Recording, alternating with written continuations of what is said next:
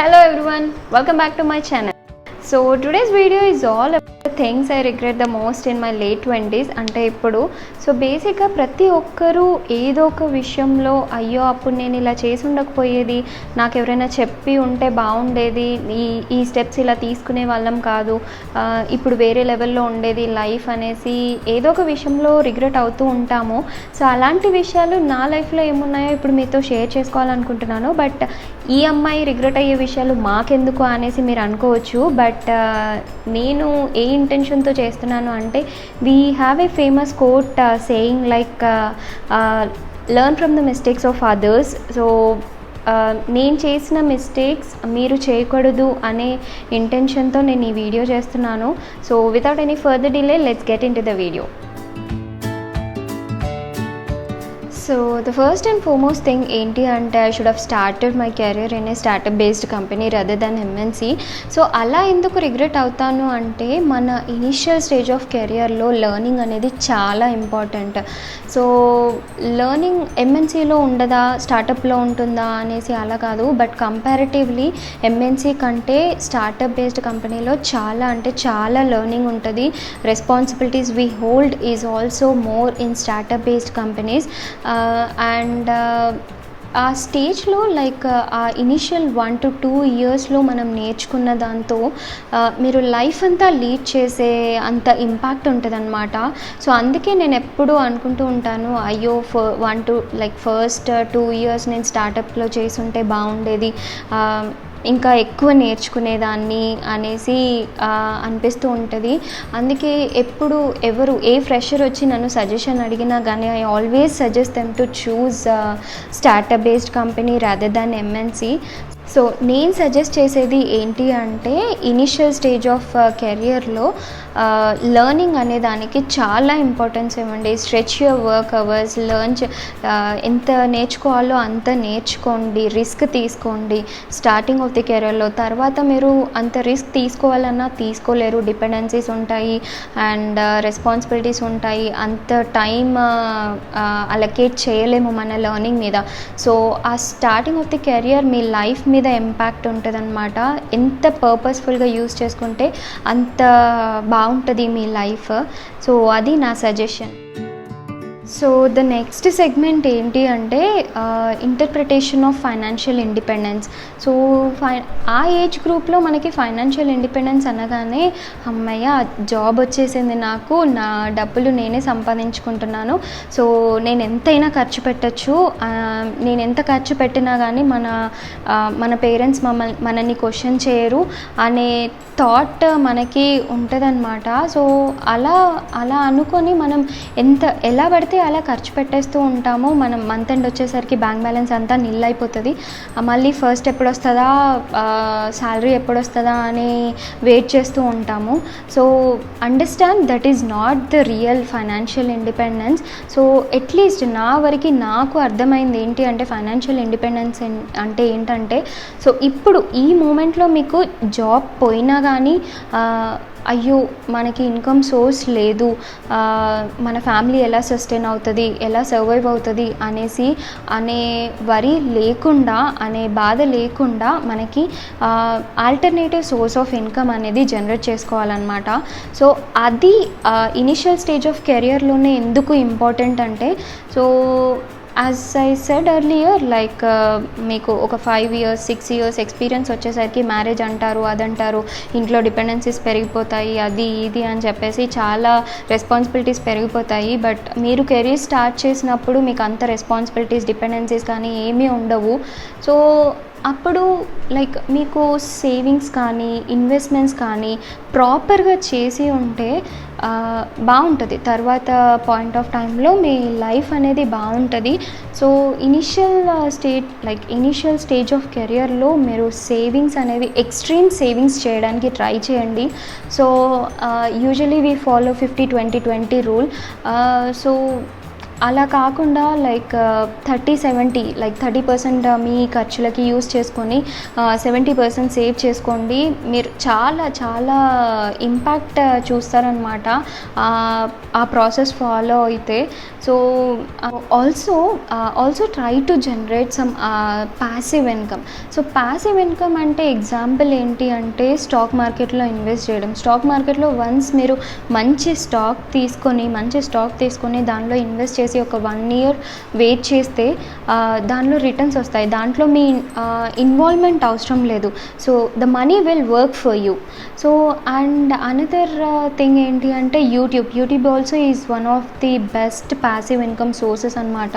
So once మీరు video content అనేది create చేసి మీరు పబ్లిష్ చేయగానే మీరు మళ్ళీ దాన్ని లుక్ బ్యాక్ చేయని అవసరం లేదు. So it will generate income for you. అది ఇప్పుడే వస్తుంది అనేసి లైక్ రిజల్ట్స్ అనేవి ఇన్స్టెంట్గా ఉండవు. It will take some time but it will give returns for sure in long term. So long term ఆలోచించండి. స్టార్టింగ్ ఆఫ్ ది కెరియర్లోనే మంచి సేవింగ్స్ చేయండి, ప్రాపర్గా ఇన్వెస్ట్ చేయండి. మీకు తెలియకపోతే ఇంట్లో పెద్దవాళ్ళని లేకపోతే ఎవరైనా ఫ్రెండ్స్ సీనియర్స్ని అడగండి. సో వాళ్ళు మీకు హెల్ప్ చేస్తారు. సో అలా అంతేగాని ఎంత వస్తే అంత ఖర్చు పెట్టకండి. సో లేకపోతే మీ ఇంట్లోకి పంపించండి, కానీ డబ్బులు మాత్రం మీ దగ్గర పెట్టుకొని ఖర్చు మాత్రం చేయకండి. నేనైతే చాలా మిస్టేక్ చేశాను. ఎంత వస్తే అంత ఖర్చు పెట్టేదాన్ని అనమాట. సో ఆ మిస్టేక్ మీరు చేయకూడదు. సో నేను ఇప్పటివరకు చెప్పిన పాయింట్స్ ఏది పట్టించుకోకపోయినా ఏం కాదు, కానీ ఇది మాత్రం ఖచ్చితంగా ఇంప్లిమెంట్ చేయండి. It will surely show some good impact on your future life. So next thing ఏంటి అంటే క్రెడిట్ కార్డ్ యూటిలైజేషన్ ఏంటి అనేసి అంటే బేసిక్గా నేను చేసిన మిస్టేక్ ఏంటి అంటే మల్టిపుల్ క్రెడిట్ కార్డ్స్ అప్లై చేశాను. సో మల్టిపుల్ క్రెడిట్ కార్డ్స్ ఉండేసరికి దాని బిల్ పేమెంట్ డ్యూ డేట్స్ మర్చిపోయేదాన్ని. సో ఆ మర్చిపోవడం వల్ల నా సిబిల్ స్కోర్లో ఎఫెక్ట్ అయిపోయేదన్నమాట. సో దానివల్ల ఫ్యూచర్లో ఏమైనా లోన్స్ తీసుకోవాలి అనుకున్నప్పుడు ప్రాబ్లం అవుద్ది. సో ఈ సిబిల్ స్కోర్ అనేది చాలా ఇంపార్టెంట్. సో మనకంత ఎక్స్పోజర్ లేక స్టార్టింగ్లో ఎన్ని పడితే అన్నీ అప్లై చేస్తుంటాము. డెబిట్ కార్డ్ అలా పెట్టుకొని క్రెడిట్ కార్డ్స్ యూస్ చేస్తూ ఉంటాము. నెక్స్ట్ మంత్ శాలరీలో పే చేయొచ్చు కదా అని చెప్పేసి next month if in case ఏదైనా ఎమర్జెన్సీ వస్తే ఆ డబ్బులు అటు వెళ్ళిపోతాయి, క్రెడిట్ కార్డ్ బిల్ పే చేయము. సో అలాంటి సిచ్యువేషన్స్ మీరు చూడకూడదు. సో ఎందుకు like don't prefer to use credit card.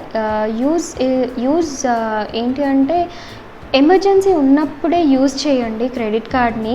So like ఊరికే అలా యూజ్ చేస్తూ ఉండకండి. ఏదో పాయింట్స్ వస్తాయి, బోనస్ పాయింట్స్ వస్తాయి, రివార్డ్ పాయింట్స్ వస్తాయి అని చెప్పేసి అలా యూజ్ చేయొద్దు. సో అలా అడిక్ట్ అయిపోతూ ఉంటాము. ఇంకా ఏంటి అంటే మల్టిపుల్ క్రెడిట్ కార్డ్స్కి అప్లై చేయొద్దు. సింగిల్ వన్ పర్సన్కి 1 credit card is enough. So అంటే మీరు ప్రాపర్గా యూటిలైజ్ చేస్తే ప్రాబ్లం లేదు. బట్ మీరు ప్రాపర్గా యూజ్ చేయకపోతే అది మిమ్మల్ని ఇంప్రాపర్గా యూజ్ చేయడం స్టార్ట్ చేస్తుంది. So be careful on that and be conscious on your spendings. So next thing వచ్చేసి ఏంటి అంటే ఎడ్యుకేషన్. నేను యాక్చువల్గా ఈ వీడియో టాపిక్ సెలెక్ట్ చేసుకున్నాక చాలామంది ఫ్రెండ్స్ని, నా ఏజ్ గ్రూప్లో ఉన్న ఫ్రెండ్స్ని అడిగాను. సో వాళ్ళ థాట్స్ కూడా ఏముంటాయి, వాళ్ళు దేని మీద రిగ్రెట్ అవుతారు అనేసి నేను కనుక్కున్నాను. So most of the 90% of the people ఒకటే ఆన్సర్ చెప్పారు. అదేంటంటే అకాడమిక్స్ ఆర్ ఇంజనీరింగ్లో బాగా చదివి ఉంటే బాగుండేది. సో మీకు అర్థమైపోయి ఉంటుంది. సో అప్పుడు రిగ్రెట్ అవ్వకుండా ఉండాలి అని అంటే ఇప్పుడు బాగా చదువుకోవాలి మీరు. అండ్ ఇంకొకటి ఏంటి అంటే మీ ఫ్యూచర్ ఏంటో మీరు డిసైడ్ అయిపోవాలి ఫస్టే. సో దాని మీద మీరు స్టార్టింగ్ నుండే మీరు వర్క్ చేసి ఉంటే బేస్ అనేది చాలా బాగుంటుంది. సో మీరు ఫ్యూచర్ కూడా బాగుంటుంది.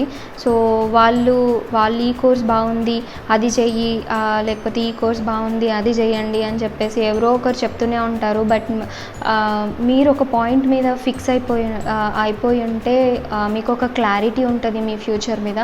సో అది చాలా ఇంపార్టెంట్. సే ఫర్ ఎగ్జాంపుల్ నేను తీసుకుంటే నేను ఇంజనీరింగ్లో నేను ఎలా చేశానంటే అందరినీ చూస్తూ ఉంటాం కదా మన సీనియర్స్ని, కానీ ఏదో ఈసీఈ చేసిన, ఈసీఈ మెకానికల్ ఏది చేసినా కానీ మళ్ళీ సాఫ్ట్వేర్కే వచ్చేవాళ్ళు అనమాట. సో అంటే కంపేర్ టు అదర్ ఫీల్డ్ సాఫ్ట్వేర్లో కొంచెం జాబ్ తెచ్చుకోవడం కొంచెం ఈజీ గవర్నమెంట్ జాబ్స్తో పోలిస్తే. సో నేను అది మైండ్లో పెట్టుకొని ఫస్ట్ నుండే సిఎస్సి మీదనే కాన్సన్ట్రేట్ చేశాను. ఈవెన్ కౌన్సిలింగ్లో కాలేజెస్కి అప్లై చేసినప్పుడు కూడా ఏ బ్రాంచెస్ పెట్టలేదు నేను. సో ఓన్లీ సిఎస్సి మాత్రమే పెట్టాను. దాని మీదే ఫస్ట్ నుండి ఫోకస్ చేశాను. సో అది బెనిఫిట్ అయింది నాకు చాలా. మళ్ళీ బీటెక్ అయిపోయాక నేను ఈ సీఈ తీసుకొని నేను ఎక్కడికి వెళ్ళాలి, నేను ఏ జాబ్ చేయాలి అనే కన్ఫ్యూజన్ లేకుండా డైరెక్ట్ గోల్ అనేది క్లారిటీ ఉండాలన్నమాట. సో అది ప్లస్ పాయింట్ అనమాట నాకు. నేను అప్పుడు ఒక మంచి పని చేశాను అనేసి ఎప్పుడు అనుకుంటాను. ఈవెన్ నా ఫ్రెండ్స్ లైక్ నా సిస్టర్స్ కానీ బ్రదర్స్కి కానీ అదే చెప్తూ ఉంటాను, ఇప్పటి నుండే మీరు ఏది చేయాలో అది ఫిక్స్ అయిపోండి, ఒకటి చేయాలని ఇంకో బ్రాంచ్కి వెళ్ళకండి అనేసి చెప్తూ ఉంటాను. సో అది చాలా ఇంపార్టెంట్. సో నెక్స్ట్ థింగ్ ఏంటి అంటే అతి మంచితనంకి రిగ్రెట్ అవ్వాల్సిన అవసరం ఏముంది అని మీరు అనుకోవచ్చు. బట్ అది కొన్ని సిచ్యువేషన్స్లో చాలా డీప్లీ హర్ట్ అవుతాము. ఎందుకంటే మనలా అందరూ ఆలోచించకపోవచ్చు, మనలా అందరూ థింక్ చేయాలి అనే రూల్ లేదు. వాళ్ళ సిచ్యువేషన్స్ వాళ్ళవి అండ్ మన సిచ్యువేషన్స్ మనవి. సో మీరు హెల్ప్ చేసింది ఎప్పుడైనా మీరు మర్చిపోవాలి. మీరు ఎవరి దగ్గరైనా హెల్ప్ తీసుకుంటే మాత్రం అది ఖచ్చితంగా గుర్తుపెట్టుకోవాలి. సో ఎలా ఉండాలి అంటే లైక్ మన యాటిట్యూడ్ ఎలా ఉండకూడదు అంటే నేను హెల్ప్ చేశాను కదా వాళ్ళకి, వాళ్ళు కూడా మనకి హెల్ప్ చేయాలి అనే థాట్ మీలో అయితే ఉండకూడదు. ఎందుకంటే అలా ఉంటే చాలా హర్ట్ అవ్వాల్సిన సిచ్యువేషన్స్ వస్తాయి. సో నేను యాక్చువల్గా ఒక్క సిచ్యువేషన్ ఏంటి అంటే నేను చాలామందికి హెల్ప్ చేశాను. నేను అడిగినప్పుడు వాళ్ళలో కొంతమంది యాటిట్యూడ్ చూపించారనమాట. యాటిట్యూడ్ చూపించినప్పుడు చాలా రిగ్రెట్ ఫీల్ అయ్యాను అనమాట. సో అలా ఆ థాట్ అయితే మీకు ఉండకూడదు. సో మీరు హెల్ప్ చేస్తే మాత్రం ఖచ్చితంగా మర్చిపోండి. అండ్ మీరు ఎవరి దగ్గరైనా హెల్ప్ తీసుకుంటే మాత్రం ఖచ్చితంగా గుర్తుపెట్టుకోండి. So that's all I want you all to understand about అతి మంచితనం.